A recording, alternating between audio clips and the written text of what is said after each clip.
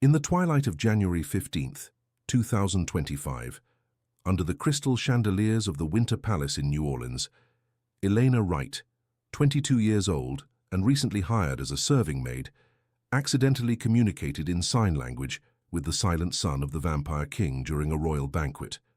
The entire hall fell into a deathly hush as noble vampires froze mid-conversation, crystal goblets suspended in pale hands. The air crackled with tension, cold sweat beaded on Elena's forehead, and the marble floor seemed to tilt beneath her feet.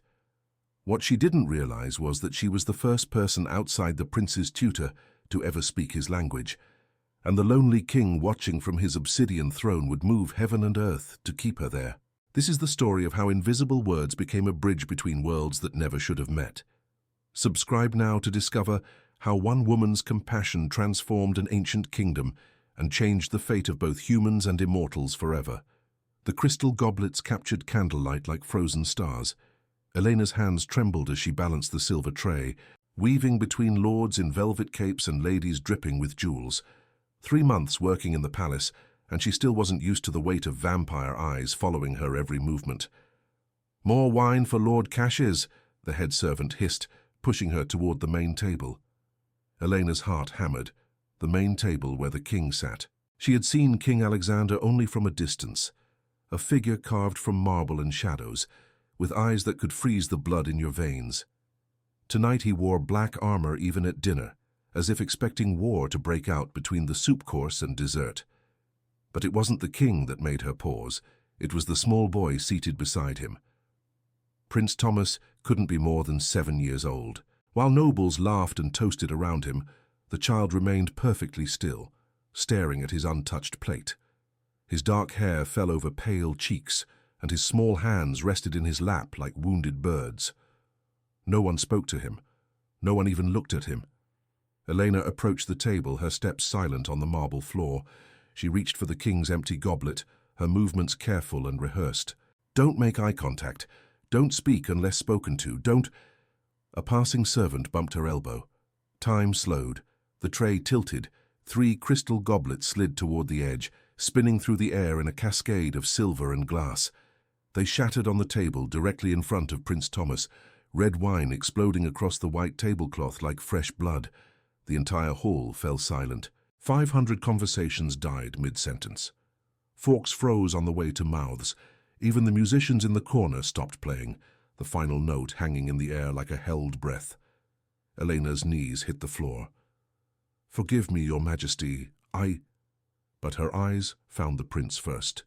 Wine had splashed onto his sleeve. A shard of crystal rested inches from his hand, yet the boy didn't flinch, didn't cry out.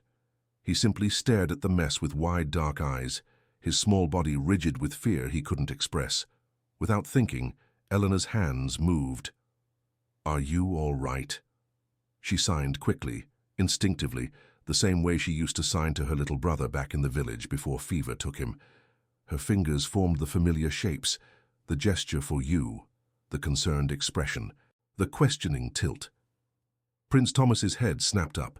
His eyes met hers, truly met hers for the first time.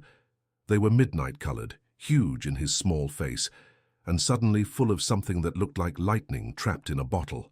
The prince's hands flew from his lap.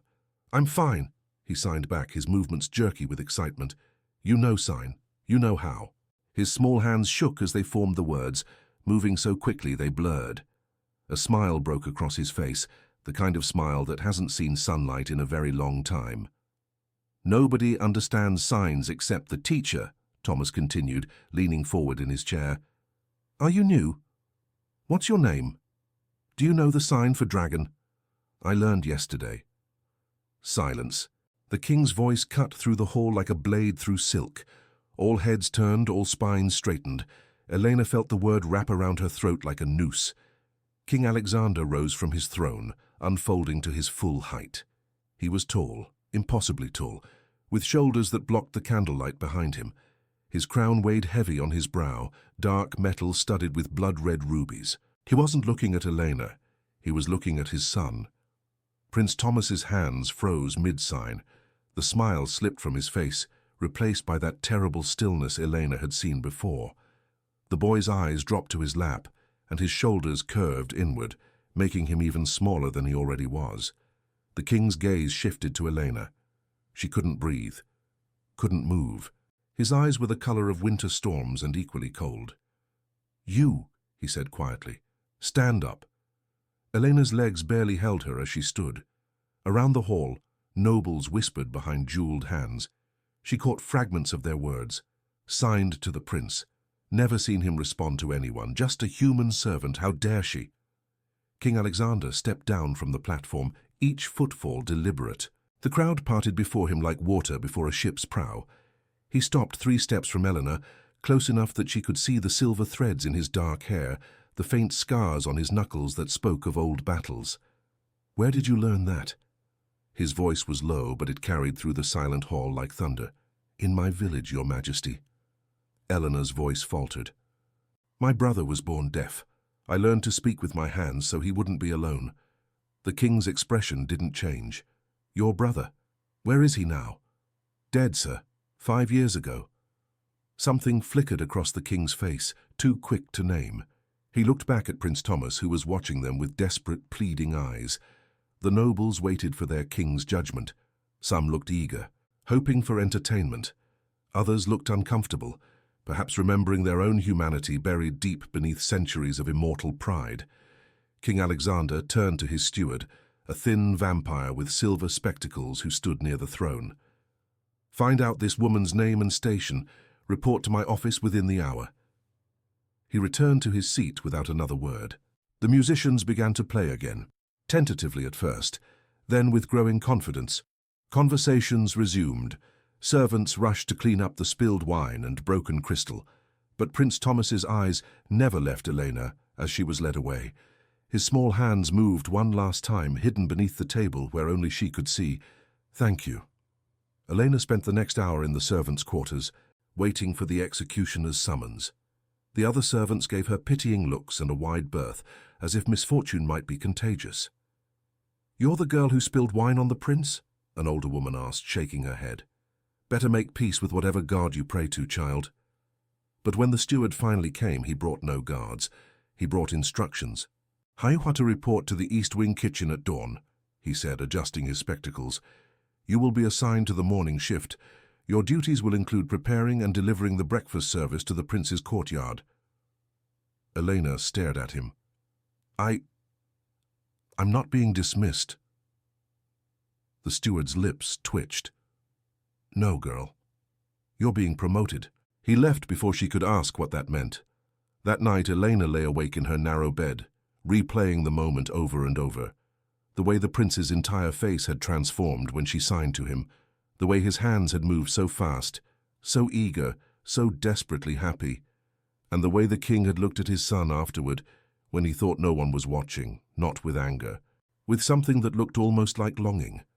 The king's private office smelled of old leather and even older secrets. Shadows gathered in the corners despite the fire burning in the hearth, as if even light knew better than to venture too far into Alexander's domain. He stood at the window, watching the moon paint silver streaks across the palace gardens. Behind him, his steward waited with the patience of someone who had served for 3 centuries. "The serving girl," Alexander said without turning. "What do you know about her?" The steward consulted his leather-bound ledger. "Elena Wright, Your Majesty. 22 years of age. Arrived from the eastern villages 3 months ago seeking work. Her references indicate reliability." "And the sign language." Alexander's fingers pressed against the cold glass. "How does a village girl learn such things?" "She had a younger brother, sir, born without speech or hearing. She learned to communicate with him before he succumbed to illness."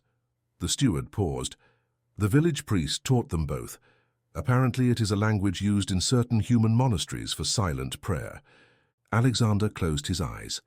He had hired 7 tutors for Thomas in the past 2 years, private instructors who came at dawn and left at dusk, teaching his son to communicate in the language of hands and expressions. But they were paid professionals doing a job. Tonight he had watched his son smile for the first time in months. Because of spilled wine and broken crystal, a human girl had given Thomas something no amount of gold could buy, someone who spoke to him simply because she could. "The boy was excited," Alexander said softly. I've never seen him move his hands so quickly. Prince Thomas did seem quite taken with her, yes. Yes, taken. Such a simple word for the desperate hope that had shone in his son's eyes. Alexander had seen that look only once before, the day Thomas's mother died. When the boy screamed silent screams no one could hear, his small hands forming words his father couldn't understand. That was the day Alexander stopped trying to reach him. Not because he didn't love the boy, but because each attempt felt like watching his son drown while standing on the shore, unable to swim. "Assign her to the day shift," Alexander said. "Near the prince's wing." The steward's pen scratched against parchment. "Very good, sir. Shall I inform her of the reason for the transfer?" "No." Alexander turned from the window. His reflection in the glass looked older than it had that morning. "Let her think it is simply a new assignment, nothing more." "As you wish." The steward bowed and moved toward the door, then hesitated. "Sir, if I may speak freely." Alexander nodded once. "Prince Thomas has been alone for a very long time. Perhaps this is not such a terrible accident after all." After the steward left, Alexander sat at his desk and pulled open a drawer he rarely opened.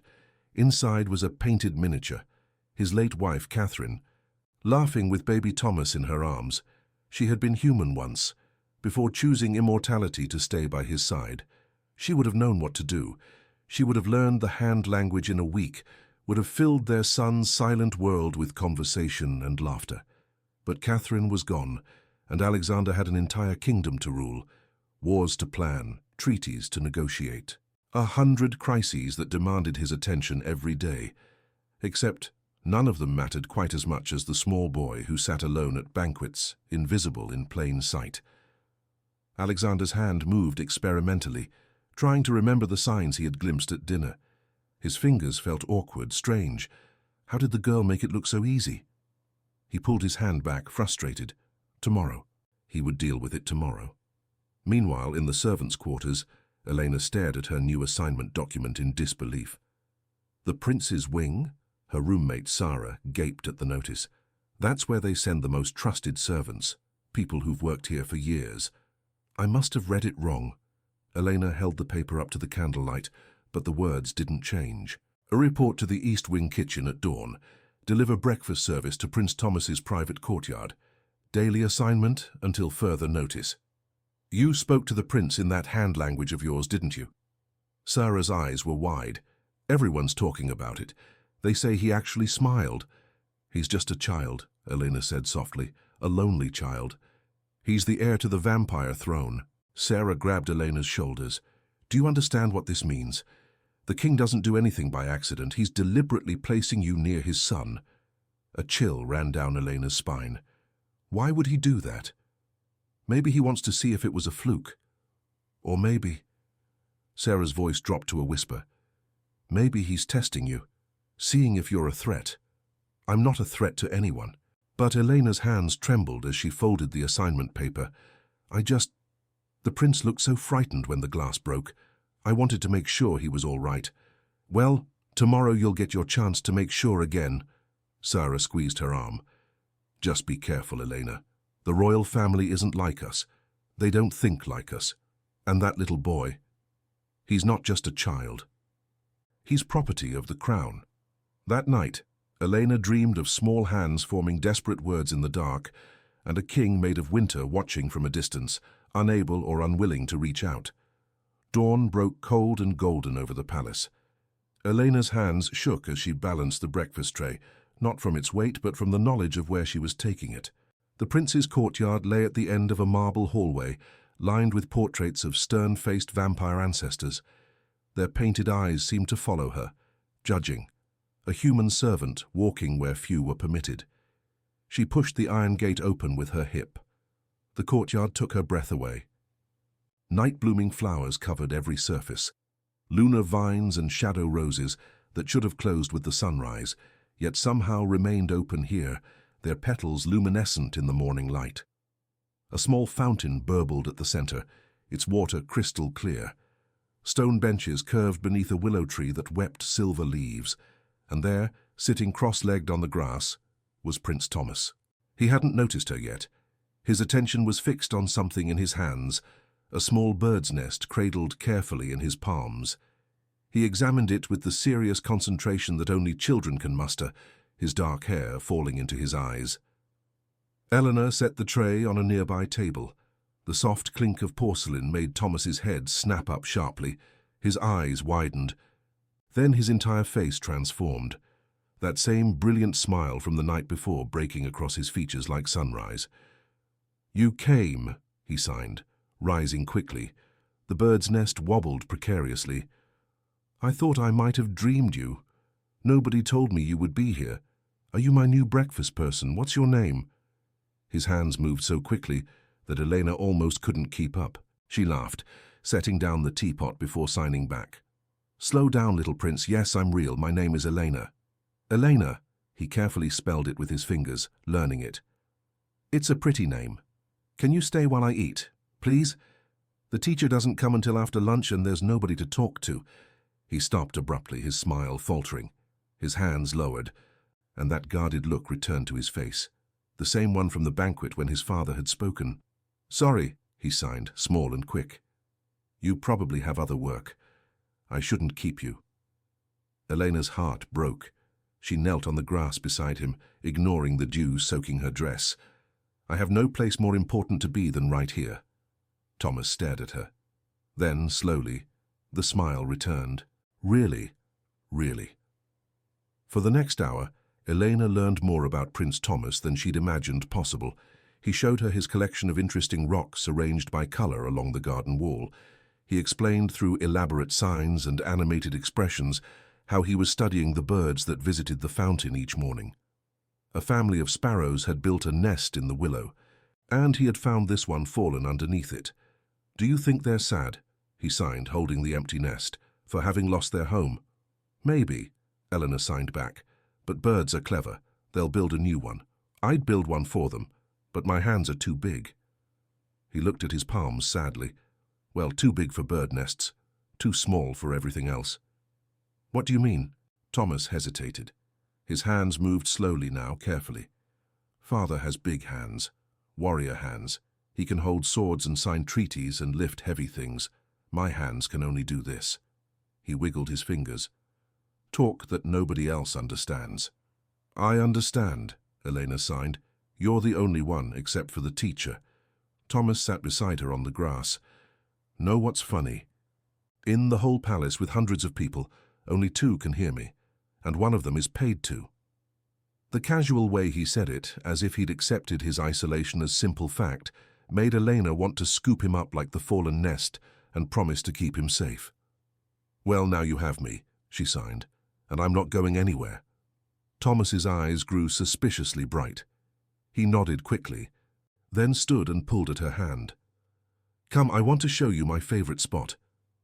He led her to the farthest corner of the courtyard, where the morning light hit just perfectly, making the dew-covered grass sparkle like diamonds. He sat down and patted the ground beside him. "This is where I come when I'm sad," he signed. "It's beautiful. Beautiful things help." They sat together in comfortable silence, watching the sun climb higher. A sparrow landed on the edge of the fountain, tilted its head at them, then flew away. "Elena," Thomas signed after a while, "can I ask you something?" "Anything." "Why did you help me last night? You could have gotten in trouble. You still might." Eleanor thought carefully about her answer. "Because you looked scared. And nobody should be scared and alone at the same time." Thomas absorbed that. Then he signed with the brutal honesty of children. "I get scared and alone a lot." Before Elena could respond, footsteps echoed from the hallway. They both turned. A figure stood in the archway, silhouetted against the sun. King Alexander. He wasn't wearing his armor today, just dark clothing that made him seem less like a warrior and more like a man. His eyes moved from Eleanor to his son, then to their hands, frozen mid-conversation. How long had he been watching? Thomas rose quickly, his earlier joy evaporating. He bowed his head, small and formal and perfectly obedient. The king took one step forward, then stopped. His jaw worked as if he wanted to say something, but didn't know how. Finally, he turned and walked away without a word. Thomas sat down slowly. He didn't sign anything else that morning, just held the bird's nest in his lap and stared at where his father had been. Rain pattered against the palace windows like 1,000 impatient fingers. Eleanor had been delivering breakfast to Thomas's courtyard for 6 days now, and every morning the prince was already waiting for her, usually with something new to show. A butterfly wing, a perfectly round stone. Once a drawing he'd made of the two of them sitting by the fountain, but today the courtyard was empty. Elena set down the tray, worry gnawing at her stomach. Had something happened? Had the king changed his mind about her assignment? A small hand tugged at her sleeve. She turned and found Thomas standing behind her, practically vibrating with excitement. His hair was damp from the rain, his clothes spattered with water. "Come with me," he signed urgently. "I want to show you something secret." "Prince Thomas, you're soaked. You should... please."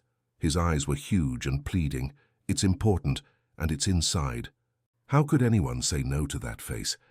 Thomas grabbed her hand and pulled her through a side door she'd never noticed before, through a narrow servants' passage, then up a spiral staircase that seemed to climb forever. Finally, they emerged into a long hallway, lined with tall windows. At the end was an enormous oak door carved with intricate symbols, the royal library. "We can't," Elena signed quickly. "Servants aren't allowed." But Thomas was already pushing the door open. The library was magnificent. Shelves stretched across 3 stories, connected by spiral staircases and narrow bridges.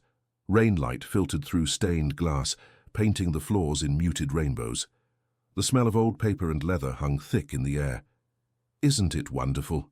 Thomas signed, his face glowing. "Nobody comes here anymore. Father's too busy. The nobles think reading is boring. It's just me and the books." He pulled her toward a low shelf in the corner where large illustrated books gathered dust.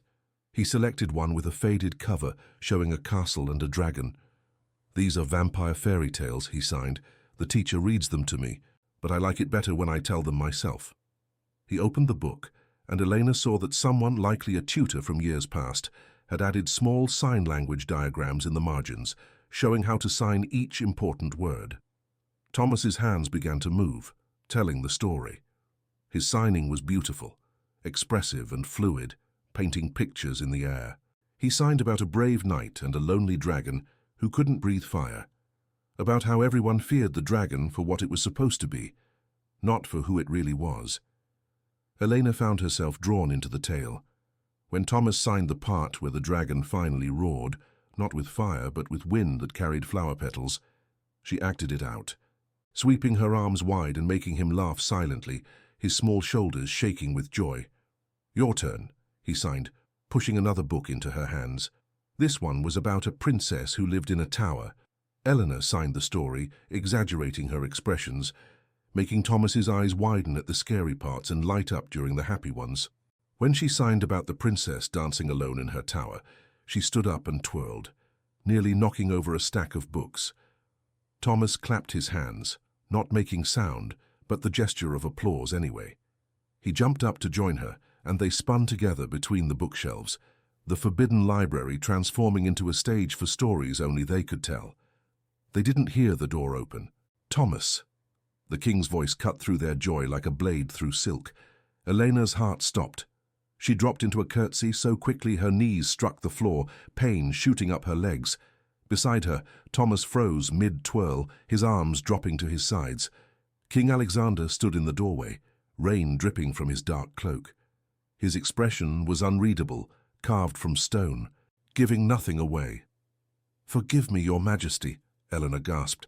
"I didn't mean to. The prince wanted to show me. I should have refused." "Stand up."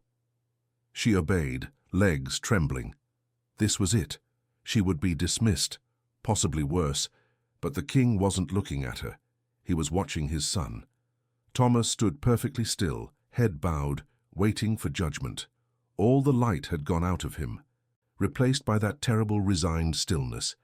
The king walked into the library. His boots echoed on the marble floor. He passed Elena, past the scattered books, until he stood directly before Thomas. Then he did something unexpected. He knelt, brought himself to his son's level, his cloak spreading around him like spilled ink. Thomas's head lifted slowly, confusion written across his small face. The king's hand moved, awkward, uncertain, forming a single sign, one that Elena had taught him during their morning conversations, though Thomas couldn't know that. Happy. It was rough, the fingers not quite right, but the meaning was clear. You look happy. The king was trying to sign, though his hands stumbled over the words. Thomas's eyes widened. His mouth opened in a silent gasp.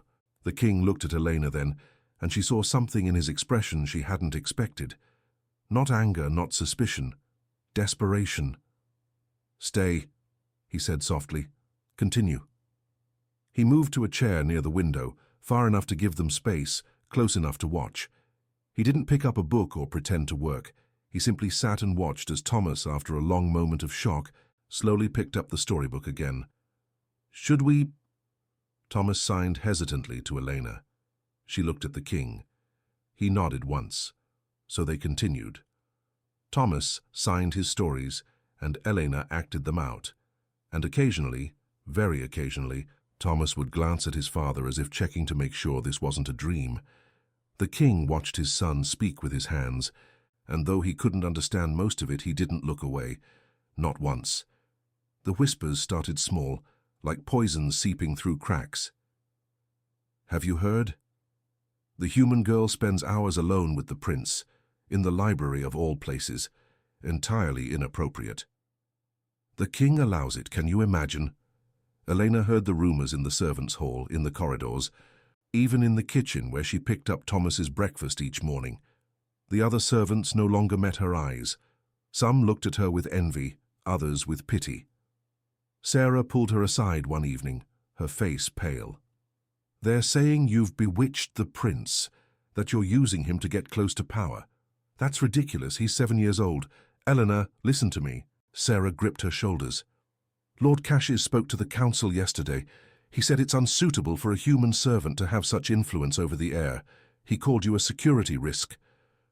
A security risk for teaching a lonely child to smile. But the opinions of the nobles didn't truly frighten Eleanor. What frightened her was the look on Thomas's face when she was 10 minutes late for breakfast one morning. The panic in his eyes, the way his hands shook when he signed. I thought they'd made you go away. She was becoming important to him. Too important. And that made her vulnerable. The summons came on a grey afternoon. Lord Chancellor Valerius requests your presence in the East Solar. A guard informed her, his expression carefully neutral. Elena's stomach sank.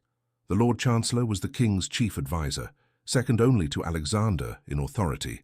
His word could end her career, or her life. The East Solar was a cold room despite the fire burning in its hearth. Lord Valerius stood by the window, his back to her.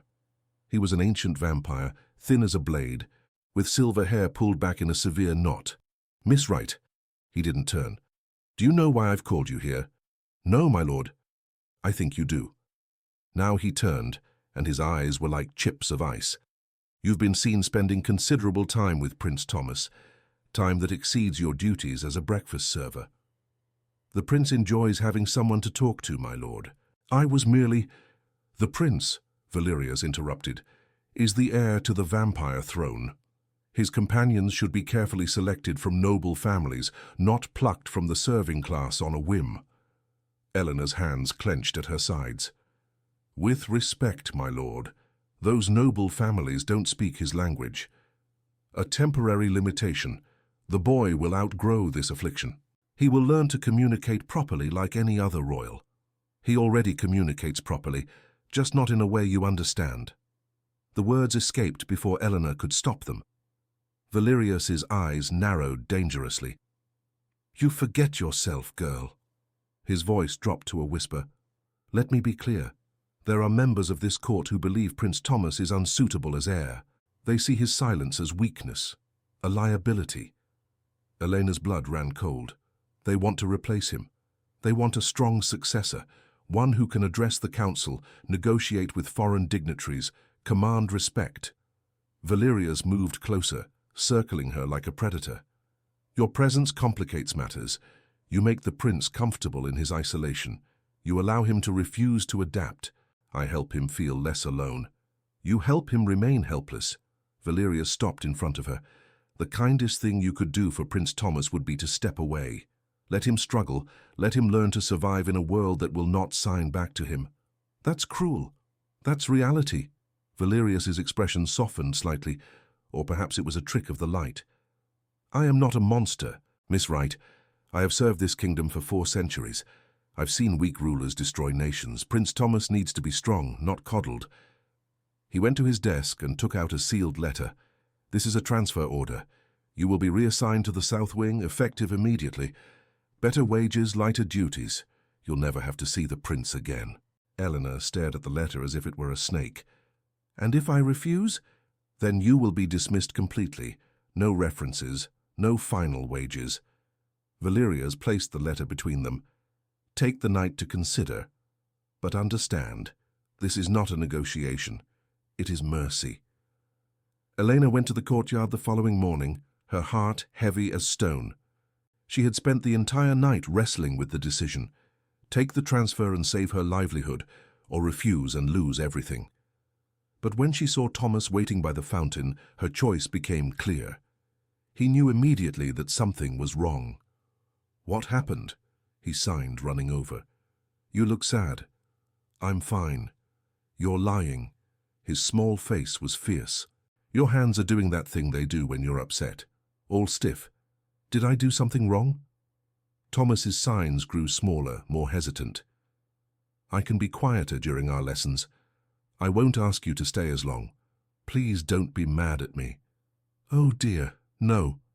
Elena knelt and took his hands in hers. You didn't do anything wrong. Nothing. Then what? How could she explain that his world was full of people who saw him as a problem to be solved? Who wanted her gone because she made him happy? Some people think I spend too much time with you. She signed carefully. Thomas's face scrunched. Father? No. Other people. People who don't understand. They never understand. He signed. And the resignation in those small hands broke her heart. It's okay, you can go. Everyone leaves eventually.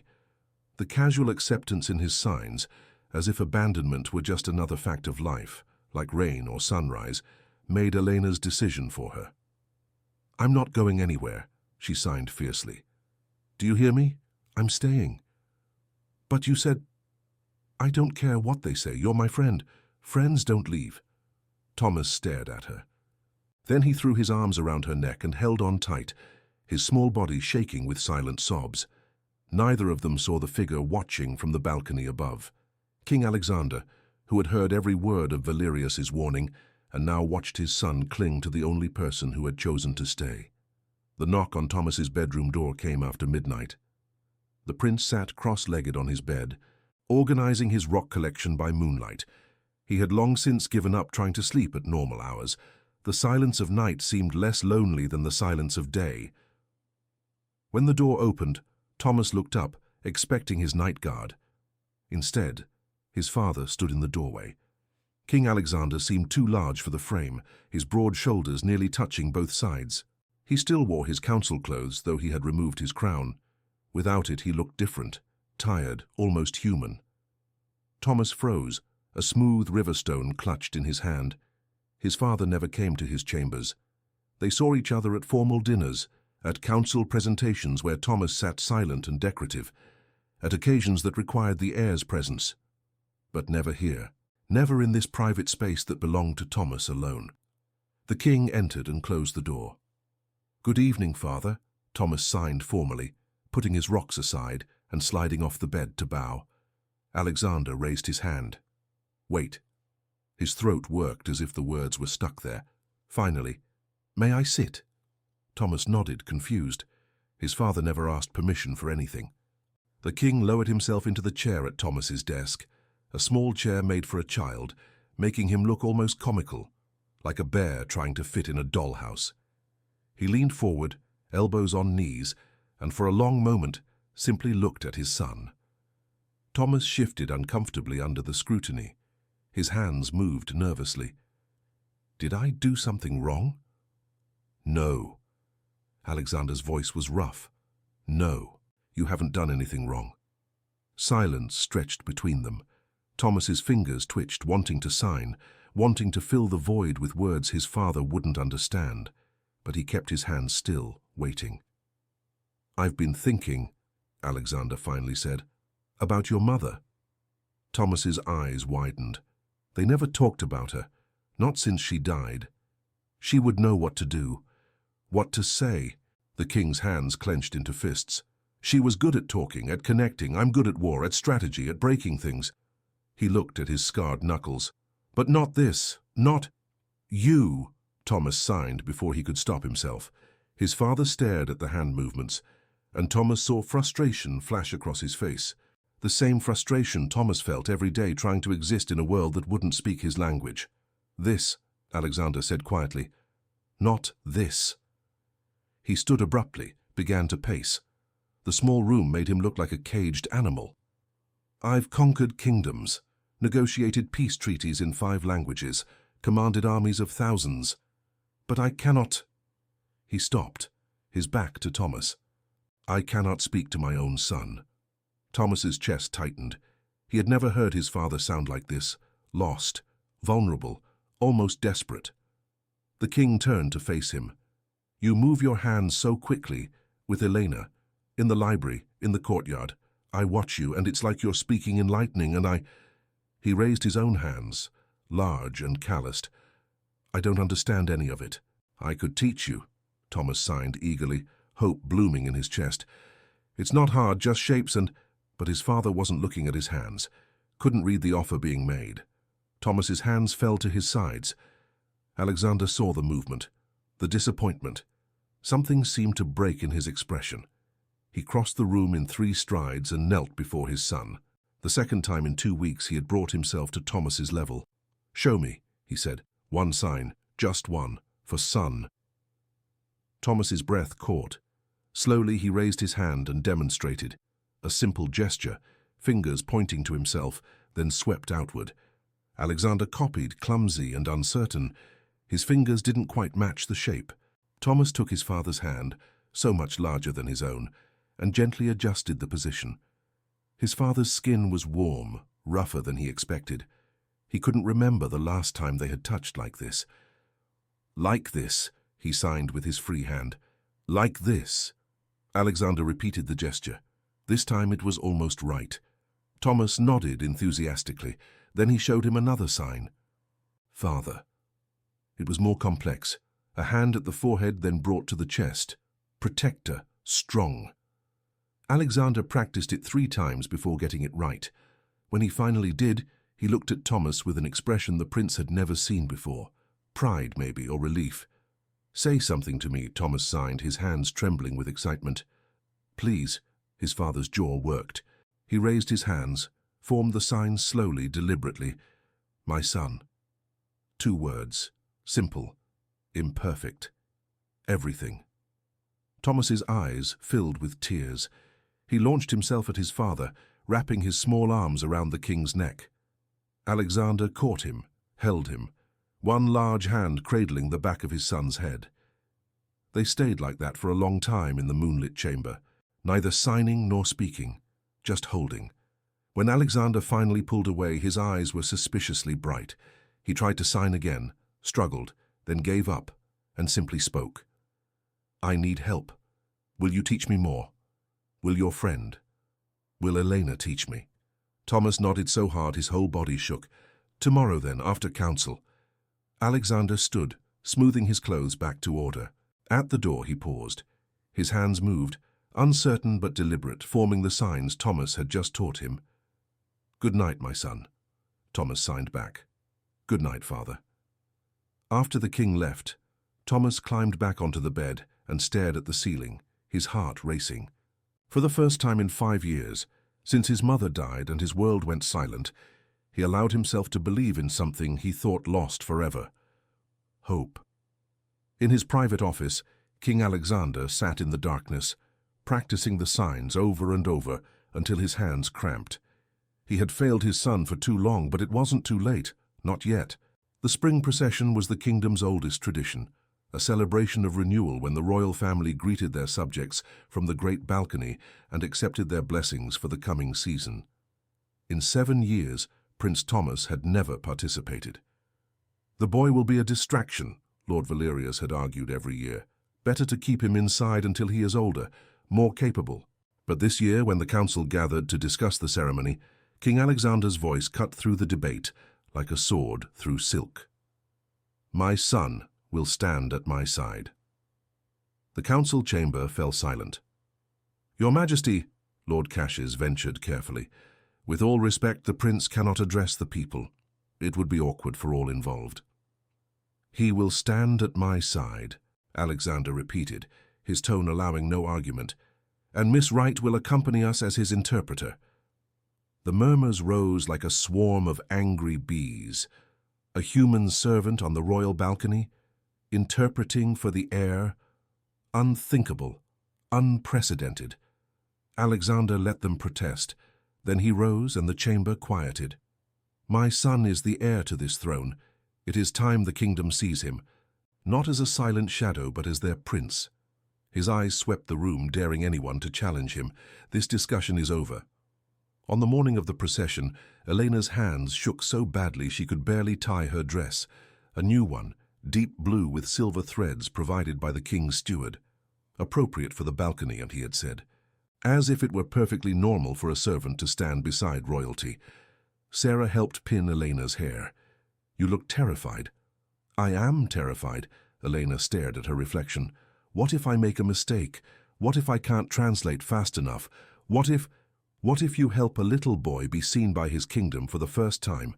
Sarah squeezed her shoulders. "You can do this." In his chambers, Thomas was equally nervous. He stood before the mirror in his formal attire, a smaller version of his father's ceremonial robes, black and silver with the royal crest embroidered on the chest. He looked like a prince from a storybook, but his hands wouldn't stop shaking.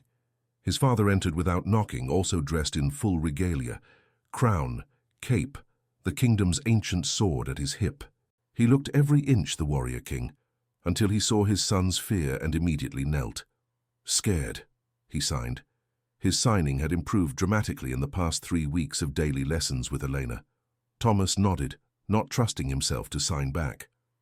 "Me too," Alexander signed, and Thomas's eyes widened in surprise. His father? Scared? The king smiled, a rare and genuine expression. "But we'll be scared together, and Elena will be there, you trust her." "Yes." "Then trust in that." Alexander's hands moved slowly, making sure his son understood. "You deserve to be seen, to be heard, not hidden away like something broken." "But I am broken," Thomas signed, his small hands heavy with resignation. "I can't speak like you." Alexander took his son's hands in his. "You speak perfectly. The world just needs to learn your language." He said it out loud, then signed it. Imperfect, but sincere. "The world needs to learn your language." The great balcony overlooked the main courtyard where thousands had gathered, humans and vampires alike, dressed in spring colors, carrying lanterns even in daylight as tradition required. Eleanor stood to the side as the royal family emerged, the king first, majestic and commanding. Then Thomas, so small beside his father, his face pale but determined. The crowd erupted in cheers, but when they noticed the young prince, many seeing him clearly for the first time, the sound faltered, confused. Alexander raised his hand for silence, his voice carried across the courtyard, amplified by the ancient acoustics built into the palace walls.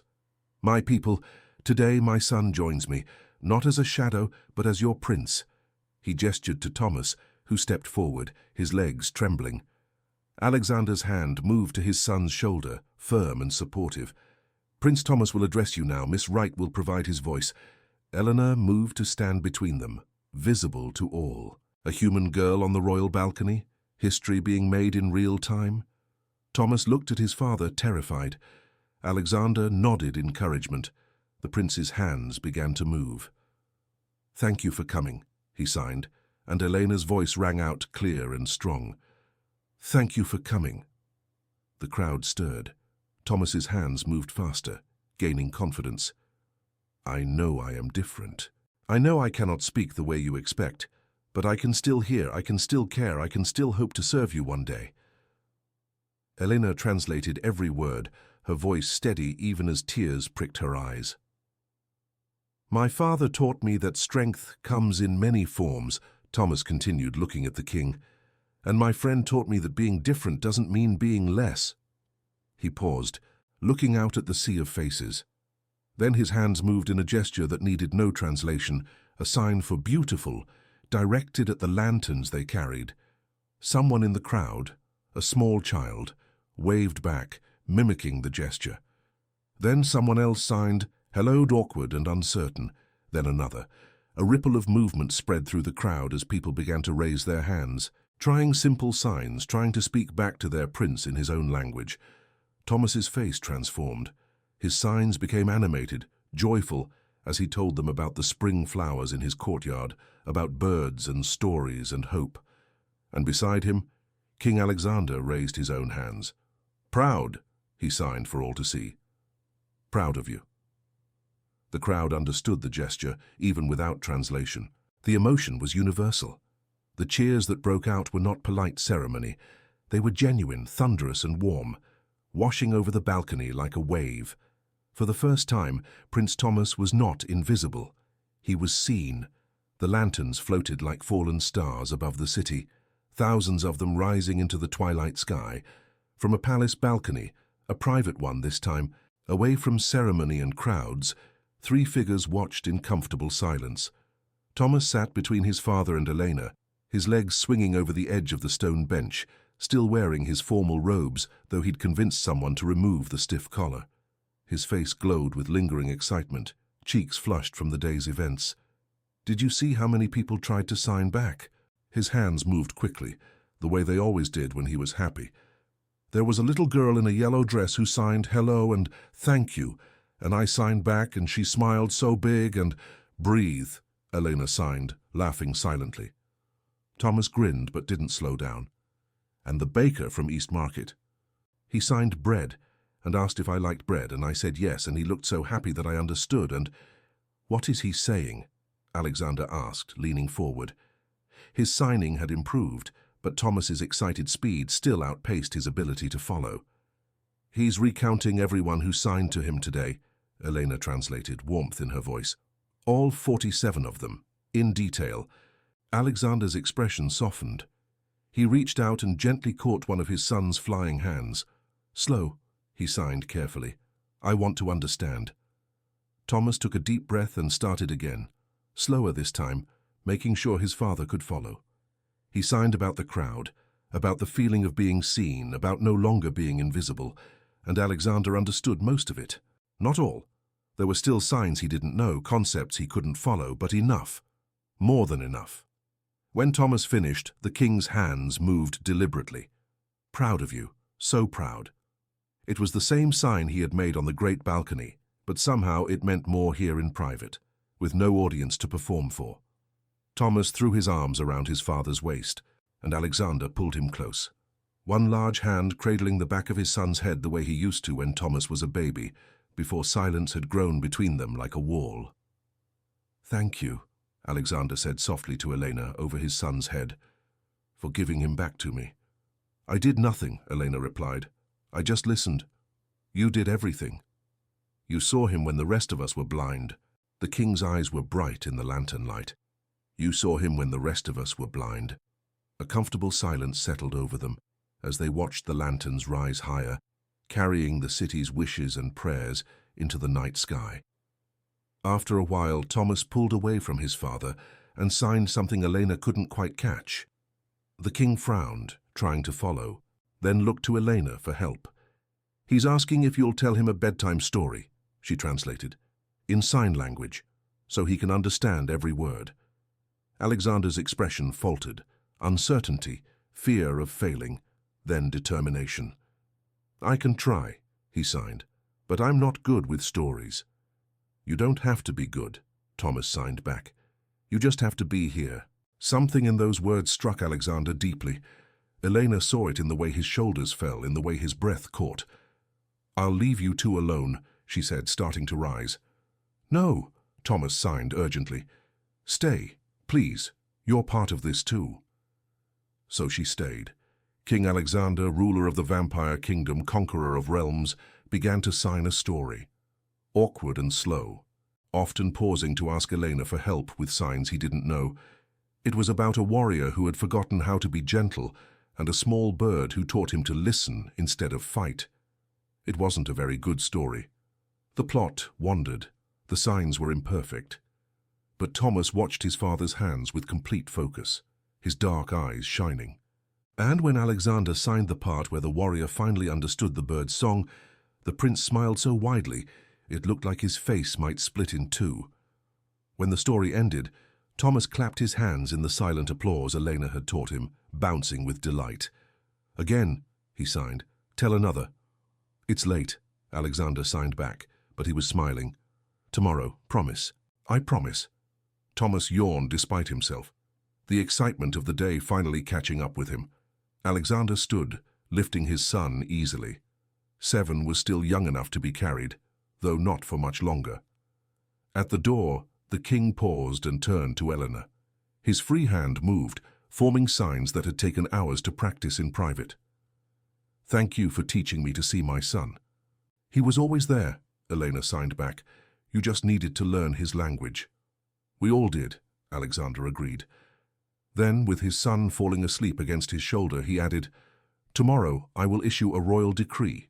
Sign language will be taught throughout the palace, to the guards, the servants, the council members, everyone. Your Majesty, that's not enough, but it's a start." His expression was serious now, regal.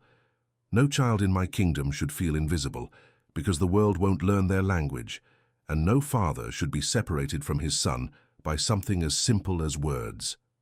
He carried Thomas away, the prince's small hand trailing behind them, fingers moving dreamingly in unconscious signs even as he drifted toward dreams. Eleanor remained on the balcony, watching the last lanterns disappear into the stars. She thought about the terrified girl who had spilled wine 3 weeks ago, certain she would be executed for speaking to a prince. About a lonely boy who had learned that being different meant being invisible. About a king who had forgotten how to be a father until his son taught him that strength came in many forms. Below in the courtyard, she saw palace guards already practicing signs with each other, laughing at their mistakes, trying again. Servants teaching nobles, nobles teaching children. A language of hands spreading through the palace like spring flowers after a long winter. A new tradition born from a moment of broken crystal and spilled wine, born from a simple question. "Are you all right?" And an answer that changed everything. "Yes, I am now." 6 months later, the Royal Library held its first public sign language hour. Prince Thomas, now 8 years old, taught a room full of children, human and vampire alike, how to sign their names, tell stories and speak without voices. His father attended every session sitting in the back, still learning, still trying, still there. And when Thomas signed his stories, hands moving like lightning, painting pictures in the air, the entire room understood. Finally, the silent air had found his voice, and the kingdom had learned to listen.